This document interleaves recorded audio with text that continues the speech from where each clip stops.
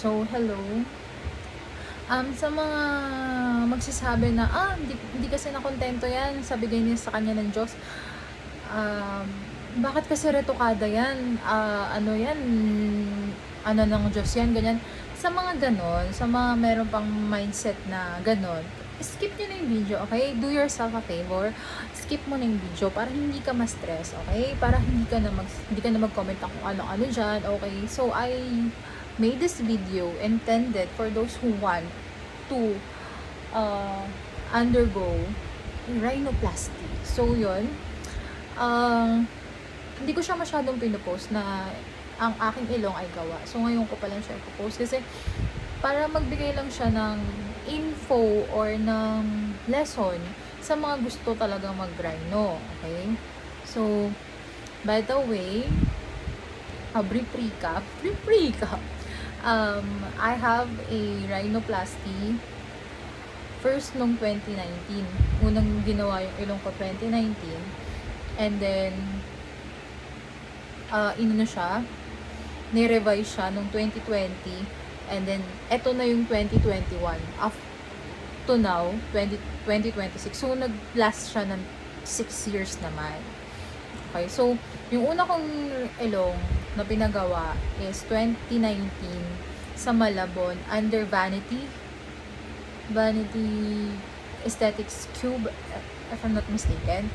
But, hindi ko gusto yung taas niya. Sobrang baba niya. Like, sabi ko, gusto ko ng mas mataas. So, pinagpagawa ako kay Doc Puwa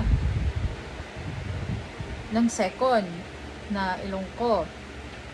But, masyadong maliit siya, parang ganito. Tapos, nung natabing siya, tumabingi siya. So, may picture ako nun. Alam ko, in-upload ko sa TikTok ko. Sa mga susunod na i-upload ko yung itsura nun, yung pinagkasunod-sunod yun. So, gagawin ko to ng series. Kumikirot yung ilong ko, kumikirot. Gagawin ko ng series para magbigay ng knowledge sa mga gusto magparitoke ng ilong. And then, lastly, itong ilong ko na perfect talagang, bet ko talaga siya. Like, diba? Talagang siya. Wala pa akong filter niyan, ha. Wala yung filter. Ilaw lang yan. Wala talagang filter, Diba? Ganda. Wala pa yung linis. Wala pang ayos yung mukha ko. Talagang kita mo yung dark eyes. Talagang, wala. Hindi siya yung, and I'm using iPhone 12 lang. iPhone 12 lang yung phone ko. Pero, as you can see, maganda siya. 2021 ko pinagawa to. And, na-enjoy ko tong ilong na to. Itong magandang ilong na to. Na tinawag nilang avatar nose. Kasi sagad-sagad yan eh. Dati hanggang dito yun eh. Bumababa kasi siya guys over time. Hanggang dito yan. Ngayon, nandito na lang eh. Bumababa kasi siya pala over time. Kasi ang silicone, hindi naman siya kumakapit sa mismong laman. Okay? Nakapatong lang yan. Okay? So, silicone rhinoplasty yung gawa sa akin. And, as you can see, maganda siya. It runs and I enjoy this nose for 6 years. 2021, 2022, 2023, 2024, 2025, 2026. And I kept it a secret na hindi ko dapat sabihin sa publiko na gawa yung ilong ko kasi nga actually nagdadalawang isip pa ako na i-upload to kasi nung mga moment kasi nung mga panahon na yun, that's after pandemic, masyadong nilalait yung retoke, yung aesthetics, yung mga pampapaayos sa mukha, and then masyado pang close-minded ang mga tao noon sa SOCMED. But as of now, even though they're gonna bash me or what they're gonna say, kung medyo, yun nga, medyo bitter ka, o medyo ayaw mo, medyo may pagka-traditional ka, skip mo yung video. Huwag mo nang papanoorin para hindi ka aatakin sa puso. Or may side comment ka na, retokada pala yan, kaya ganyan. Ganyan, come on, give yourself a favor.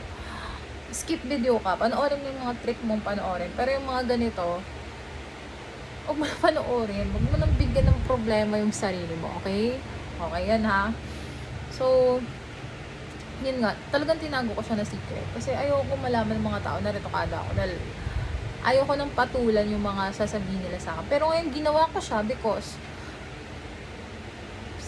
marami nang gusto magpa-retoke. And, this is the update of my nose. As you can see, rejected. Nireject siya ng katawan ko.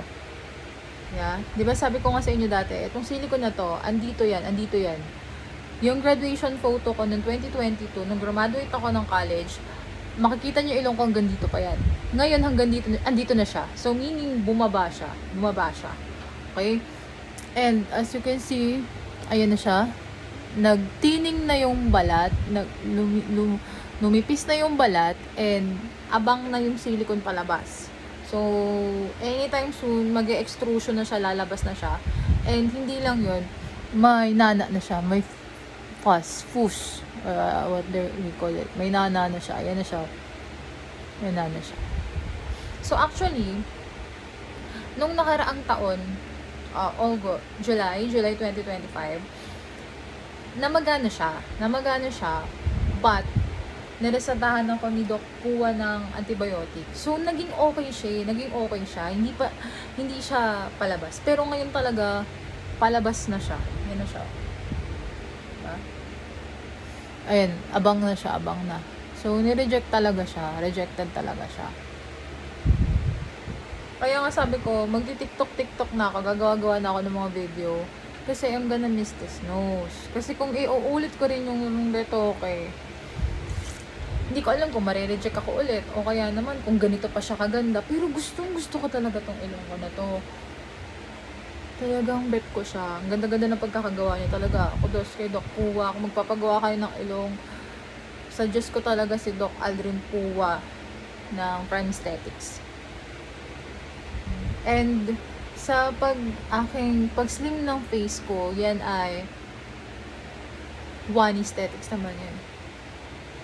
Diba? Slim yan.